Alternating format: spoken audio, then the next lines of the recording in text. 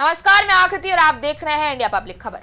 देश भर में महिला आरक्षण को लेकर जारी घमासान थमने का नाम नहीं ले रहा है। कार्यकर्ताओं का आक्रोश अब सदन से सड़क तक आ चुका है।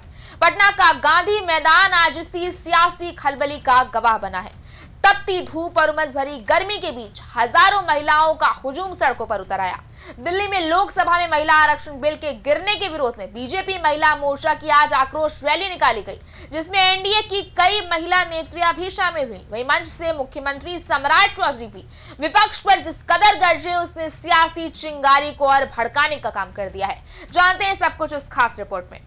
दरअसल पटना में आयोजित आक्रोश रैली को संबोधित करते हुए मुख्यमंत्री सम्राट चौधरी ने बड़ी संख्या में पहुंची महिलाओं का स्वागत किया और कहा कि ये नारी शक्ति की ताकत का प्रतीक है। उन्होंने कहा, प्रधानमंत्री मोदी हमेशा महिलाओं के हित में चाहते थे कि परिसीमन के बाद विधानसभा में महिला विधायकों की संख्या 29 से बढ़कर करीब 122 हो। सीएम ने विपक्ष पर निशाना साधते हुए कहा, कुछ दल सिर्फ अपने परिवार तक राजनीति सीमित रखना चाहते हैं, जबकि उनकी सरकार देश की हर महिला को आगे बढ़ाने के लिए प्रतिबद्ध है। मुख्यमंत्री सम्राट चौधरी ने भरोसा दिलाया कि किसी भी महिला के साथ अन्याय होने पर सख्त कार्रवाई होगी और अपराधियों को बख्शा नहीं जाएगा। साथ ही उन्होंने महिलाओं से अपील की कि वो अपने अधिकारों के लिए आवाज बुलंद रखें और राजनीतिक भागीदारी बढ़ाएं। याद हो कि सम्राट चौधरी के पास प्रदेश का गृह विभाग भी है। बीते दिनों बुलडोजर एक्शन के चलते उनकी तुलना यूपी के सीएम योगी आदित्यनाथ से की जाने लगी थी। अब कानून व्यवस्था ठीक करने को लेकर भी सम्राट चौधरी सख्त कदम उठा रहे हैं। ऐसे में कहीं न कहीं ये माना जा रहा है कि मुख्यमंत्री सम्राट चौधरी भी यूपी के बुलडोजर बाबा यानी कि योगी आदित्यनाथ के इसी बुलडोजर मॉडल पर काम करने वाले हैं। जन आक्रोश महिला सम्मेलन की सभा को संबोधित करते हुए सम्राट चौधरी ने आगे कहा, अब आपका भाई सम्राट चौधरी आपके लिए हमेशा मौजूद रहेगा। किसी भी महिला के साथ अगर कुछ गलत होता है तो अपराधी को पाताल से भी ढूंढकर सामने लाया जाएगा। उन्होंने ये भी कहा कि महिलाओं के सम्मान के साथ किसी तरह का समझौता नहीं किया जाएगा।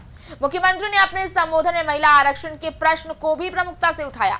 उन्होंने कहा, प्रधानमंत्री नरेंद्र मोदी की सोच देश की महिलाओं को आगे बढ़ाने की है और उन्हें पर्याप्त राजनीतिक प्रतिनिधित्व मिलना चाहिए। उन्होंने ये भी संकेत दिया कि भविष्य में महिलाओं की भागीदारी को और मजबूत करने के लिए प्रयास जारी रहेंगे।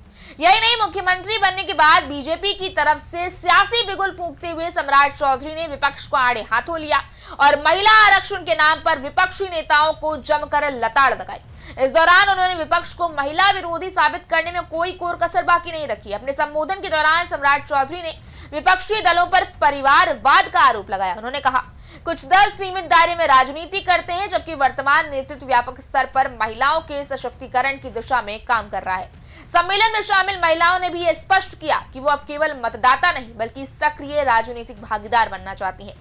कुल मिलाकर बीते शुक्रवार को संसद में महिला आरक्षण बिल के गिरने के बाद इस पर बवाल बढ़ता जा रहा है और पीएम मोदी के हालिया संबोधन के बाद तो ये मुद्दा और भी ज्यादा तूल पकड़ने लगा है। बहरहाल पटना का ये महिला सम्मेलन राज्य की राजनीति में एक महत्वपूर्ण संकेत छोड़ गया है। एक और जहां महिलाओं की भागीदारी और अधिकारों को लेकर आवाज बुलंद हुई, तो वहीं दूसरी ओर सरकार ने सुरक्षा और सशक्तिकरण को लेकर अपनी प्रतिबद्धता भी दोहराई। जानकारों का ये मानना है कि जन आक्रोश सम्मेलन ने राज्य की राजनीति में महिलाओं की भागीदारी, सुरक्षा और प्रतिनिधित्व के मुद्दे को एक बार फिर केंद्र में लाकर रख दिया है। फिलहाल तो अब देखने वाली बात ये होगी कि ये राजनीतिक संदेश राज्य के धरातल पर किस हद तक प्रभावी होता है। इस बारे में आपकी क्या राय है, आप हमें कमेंट सेक्शन में जरूर बताएं। इस वीडियो को लाइक करें, शेयर करें, चैनल को सब्सक्राइब करें। शुक्रिया।